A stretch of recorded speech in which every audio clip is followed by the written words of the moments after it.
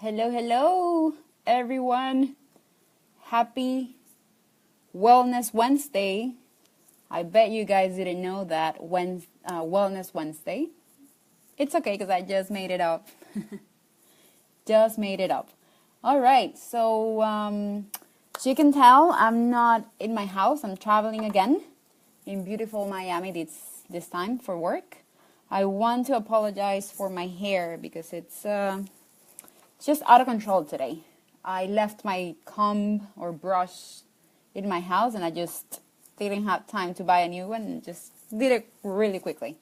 So it's gonna have to stay like this for the rest of the day. I wanted to talk to you guys today about what I call my 3-legged stool protocol or secret whenever I'm going to have a meal or a snack. And I wanted to talk to you guys about it because it's something that has really helped me do 3 main things. One is it actually helps me control the blood sugar in my body. It also helps me feel energized throughout the day. And lastly, it helps me feel satisfied after every meal. So whenever I eat with this, hola Elsie Maria, with this 3-legged stool model in my mind, I really feel satisfied for a very long period of time. So we're going to get into it right away. Hola Pamelita. And the 3 things that I want you to consider every time you're going to have a meal or a snack are 1, your fats, your good saturated fats. 2, it's going to be your fiber. And 3 is going to be your protein. So we're not talking about carbs. We're not talking about calories. We're not talking about cutting things here and there. We're just talking about 3 things that you have to make sure that you have in every meal or every snack. And why? We talked before in one of my videos about digestion. We talked that if you have, for instance, as a snack, just a fruit, we know that that's pure carbohydrates. It has some fiber. However, it doesn't have fats, it doesn't have protein. So it will get digested very quicker in your stomach and goes directly into your bloodstream. And so you get that sugar rush where it's just you're super hyper and then you get like down and hyper and down.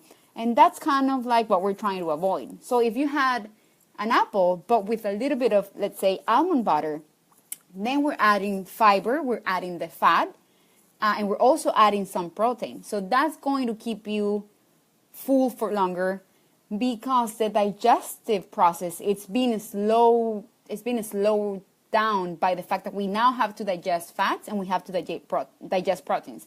And you know that those take a little bit longer to digest. So we're actually absorbing the nutrients at the same time instead of just having sugar going into your blood system. So let's talk a little bit about the 3 things. First, we're going to talk about fats. Now, I remember when there was a period of time where everyone went on diets and everything was non-fat. I'm eating light, so it's like non-fat yogurt, non-fat milk. And that's actually kind of bad because if you think about it, good fat, good saturated fat actually helps control or balance your hormones. It also helps with your brain functioning because 60% of your brain, it's fat. So if you eat good fats, it's going to help that. And I'm not going to lie to you, but every time I feel like I don't have enough clarity or I'm blocked, I think, oh my God, I need to have more fat in my life. And so I will add like a couple of coconut oil to my teas. I will eat more avocado, whatever that is. And you have to try that for yourself. It actually works for me.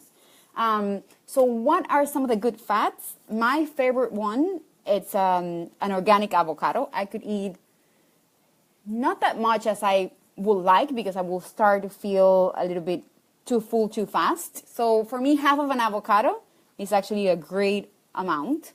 We also have some olive oil. Now we have to be careful with the olive oil because everyone thinks that olive oil is a good oil, but then you put it on the pan and it goes past the heating point and it can become cancerogenous. So what do? We have to put, or what do I do to prevent that? or how do you know that we're actually going past our heating point for the oils that we use? If you start to see smoke, if you start to see that it's just like burning. So by that time, you know, oh, too late. I already burned all the good qualities that this good fat could have. And so what do? I put a little bit of broth or a little bit of water to start warming it up, the actual skillet or the pan, and then I will add the olive oil so that it doesn't burn and I keep the good qualities. So that's a quick tip for you if you want to try it. Another good oil that I use is coconut oil, as I mentioned, and flaxseed oil as well. So those are fats. You can incorporate it, again, in smoothies, in salads. You also can get good fats from seeds, from nuts, nut butters, right? So hopefully organic without the sugar. And I would prefer almond versus just like your peanut butter that use the skippy peanut butter. Please don't do that. The less processed the butter, the better for you. Okay, so let's go into the second stool for our three-legged stool, and that will be our fiber. Where do we get fiber from? We talked about this at one point in one of my other videos, and you can get it from whole grains. You can get it from veggies. You can get it from fruits. You can also get it from nuts, believe it or not. They also have some fiber. Now, what I would say, though, let me just tell you a little bit about the benefits of fiber. First of all, as we know, they make our stools softer. And so, therefore, we go to the bathroom more often. And that's awesome for me because I suffer from constipation, as you guys know. The other thing that it's interesting when it comes to fiber is the fact that it can clean the bacteria. Hey, Jew, welcome. We can clean the bacteria in our lung intestine and in our colon by eating a lot of fiber. And the last thing is just, it means that you're going to the bathroom more. You're removing toxins more often. So for me, fiber is like number one in my three-legged stool. That's the first thing that I think about every time I'm eating a meal. Hey, Andrea. I've been using avocado oil, which boils at higher point, 270 and 550, and it gives me a good result in general. Yeah, that's pretty good. Avocado oil, if you can get it, it's a great way to do it. Again, just don't burn it. If you start to see that it's smoking, just do it, slow it down, just turn it to a lower heat. Or again, just try this. Just add a little bit of water, add a little bit of stock, veggie stock or whatever stock you have before, and then you add the oil so that make sure that it doesn't go past the heat point. Okay, so moving on, fiber. We also talked about the fact that we have soluble fiber and insoluble fiber. I would recommend the soluble fiber better. And we also talked about the fact that some people don't do well eating fiber in whole grains. So for some people, eating lentils or beans can be painful. It was for me at the beginning. So what you have to start to do is, little by little, get your body used to digesting this type of food. So first of all, what I do is garbanzo beans or beans, any kind of beans, I put them in water, and I'm sure you do this, most people do this. I leave them for a night, and then I cook them for a while. Once they're very soft, I know I'm ready to digest them. And so I start eating a little bit with, again, a salad, avocado, some nuts, some chia seeds, so that I can have my three things. And then little by little, I start adding more into my diet. So I started with, let's say something like this, and now I can do half a cup. And I digest it pretty well, go to the bathroom, and it's part of my meals. I'm able to get the nutrients from whole grains. Don't forget, veggies have it too, fruits have it too. But what I would recommend is that see how you feel and start incorporating those into your diet. The last thing that I wanted to talk about is protein. There's really not much to talk about protein. We all know the importance of having protein in our life. It has amino acids. Our cells need amino acids for the main functions in our body. And so let's be real. We need protein. We need animal protein, or we need plant-based protein. So it could be both. What I would emphasize is that you please try to get organic and grass-fed. I know it could be expensive, trust me. But what I try to do, at least in New York or New Jersey, what we have is some farm markets where you can get good quality meats at a reasonable price. Because I don't want to go into everything that goes into just regular meat or regular chicken that you can buy anywhere. We can get into that later. But my point is, if you can, try to keep it organic and grass-fed. Very important.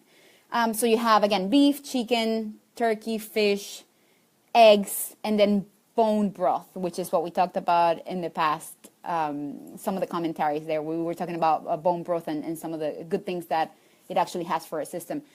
And I just mentioned it in a way that, as you know, the beef is the hardest to digest. You got the chicken, then you got the fish, then you got the eggs, then you got the bone broth. So try to keep a balance, right? You're not going to eat meat or beef every day because it's going to be harder to digest. But try to keep a balance between the proteins. And also on the veggie side, for you, those of you who are vegetarian, like myself, for instance, I usually tend to get it from legumes because they have some protein as well. But also you have some soy protein. I like tempeh because it's fermented. We talked about the benefits of having fermented food. Probiotics, which helps the bacteria in the stomach, which helps the digestion. And then some nuts and seeds as well. They have protein. So again, I just want to quickly repeat: fat, fiber, and protein. And I have two news, guys. One is good and one is bad. The good news is that everyone can follow the same 3-leg stool for their meals and for their snacks. The bad news is it's how much of each is really going to depend on you. So if you follow, for instance, Ayurveda, which I know you're familiar with. Ayurveda is essentially the healing system from India.